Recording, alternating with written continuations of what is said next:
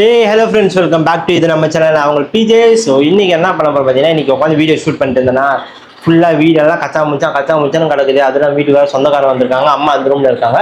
நான் இந்த ரூமில் இருந்து உட்காந்துட்டு இப்போ தான் வீடியோலாம் எடுத்து முடிச்சேன். ஃபுல்லாக எடுத்து அரேஞ்ச் பண்ணி வைக்கணும், ரூமையும் சரி அந்த பக்கம் சரி.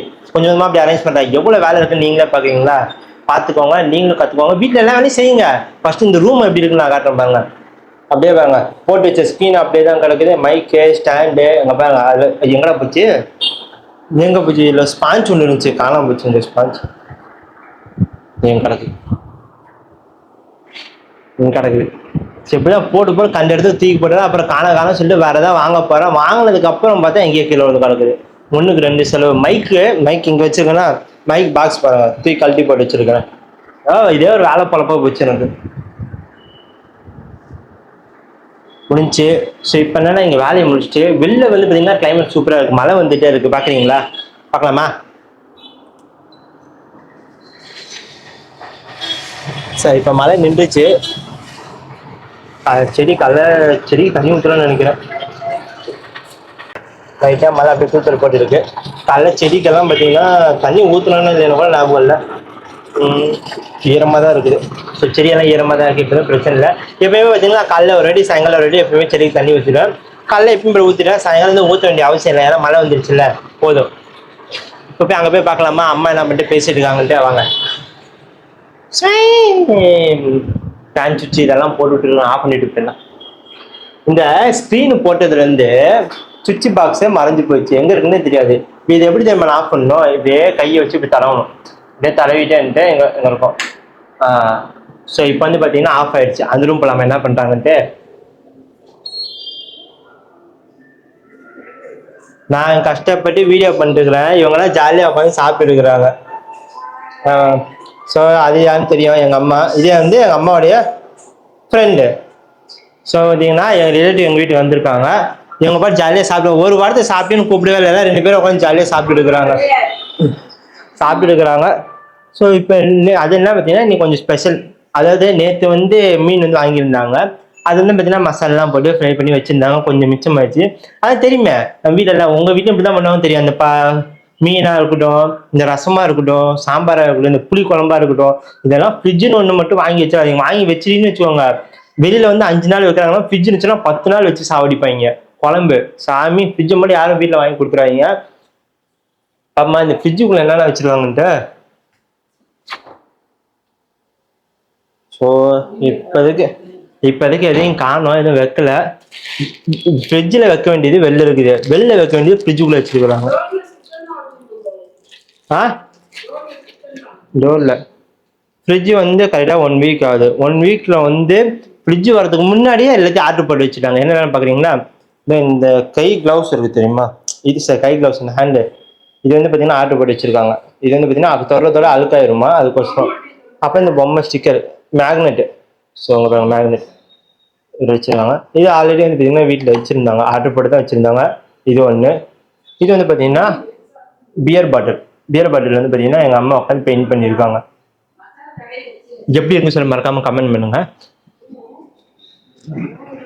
நல்லா உட்காந்து சாப்பிடுங்க, ஜாலியாக படம் போட்டு உட்காந்து பார்த்துட்டே சாப்பிட்டு இருக்கிறாங்க. ஒரு வாரத்துக்கு கூப்பிடல. மொட்டை மாடிக்கு போய் செடியெல்லாம் எப்படி இருக்குன்னு பார்க்கலாமா?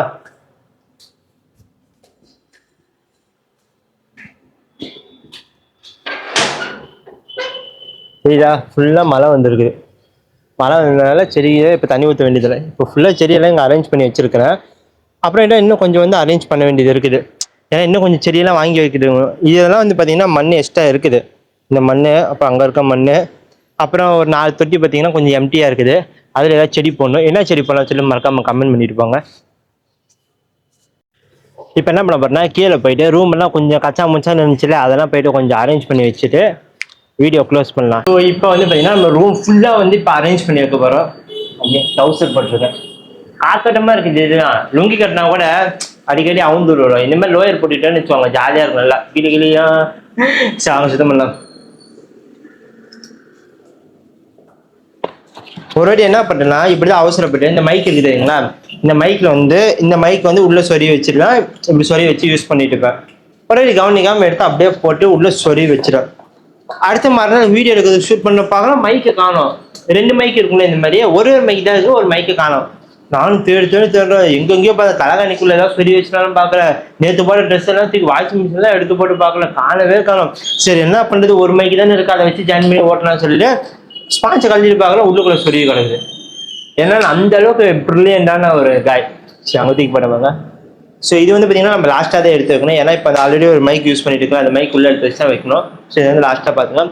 வேற வந்து என்ன பண்ண போறதோ இந்த துண்டு வந்து பெட் மேலே தயவு செஞ்சு என்றைக்குமே போடாதீங்க. ஏன்னா போட்டு நான் அதிகமாக ஏற்று வாங்கியிருக்கேன் எங்கள் அம்மாட்ட. நீங்கள் அந்த தப்பை என்றைக்குமே நீங்கள் பண்ணாதீங்க. துண்டு யூஸ் பண்ணீங்களா வெளில போய் காய போட்டுருங்க. ஏன்னா நான் வாங்கின திட்டு வந்து நீங்கள் வீட்டில் வாங்கிடக்கூடாது. ஸோ அதுதான் நான் சொல்கிறேன், வேற ஒன்றும் இல்லை. இது ஸ்டாண்டு. இதெல்லாம் ஒரு விஷயத்துலையும் வந்து பார்த்தீங்கன்னா நான் நிறைய அனுபவிச்சிருக்கேன். இந்த ஸ்டாண்டில் என்ன பண்ணியிருக்கேன்னு வச்சுக்கோங்கன்னா, இந்த கீழே இருக்கு தெரியுங்களா, இது வந்து லூஸ் பண்ணிட்டு இது மேலே தூக்கி எப்படி இது பண்ணும், ஓகேங்களா. இது தெரியாம நான் என்ன பண்ணிருக்கேன்னா கவனிக்காம இந்த லூஸ் பண்ணாம அப்படியே போட்டு இழுத்தம் பாருங்க, சல்லுன்னு ஒரு கோடு ஸ்க்ராட்ச் வந்துருச்சு. அப்ப இருந்து நான் கொஞ்சம் கரெக்டாக பார்த்து பக்குவமா பண்ண ஆரம்பிச்சேன். அப்படி பண்ணி ஒரு சிலாடி இந்த இது உடஞ்சிருச்சு. இது திருப்பி ஆன்லைன் ஆர்டர் போட்டேன். மைக் வந்து பிடிக்கிறதுக்கு வந்து இதுதான் இப்படி கிளிப் பண்ணிட்டாங்க தெரியுமா, இது வந்து உடஞ்சிருச்சு. அது திருப்பி ஆர்டர் போட்டு வேற எடுத்து வாங்கி வச்சிருக்கிறேன். அதுக்கப்புறம் பார்த்தீங்கன்னா இது வந்து ஸ்டாண்டி பேக். இப்போ வந்து இதையும் எடுத்து வைக்க முடியாது. ஏன்னா இப்போ வந்து நான் ஷூட் பண்ணிட்டு இருக்கேன் வச்சுட்டு, இப்போ நான் கூட ஆளாக இருக்கேன், எனக்கு வீடியோ எடுக்கிறது இல்லை. ஷூட் பண்ணதுக்கு முடிச்சதுக்கப்புறம் தான் இது வைக்க போகிறேன். அப்புறம் தலைகாணி, இந்த பெட்ஷீட்டு இதெல்லாம் வந்து பார்த்தீங்கன்னா தூங்குறப்போ நான் ஒரு பக்கம் கிடப்பேன், கால் ஒரு பக்கம் கிடக்கும். எட்டி மிச்சு கட்டுக்கு சந்துக்குள்ளே தள்ளி விட்டுருவேன். எங்கள் அம்மா வந்து என்னை எட்டி மிச்சு இங்கேருந்து ஏறான்னு சொல்லுவாங்க.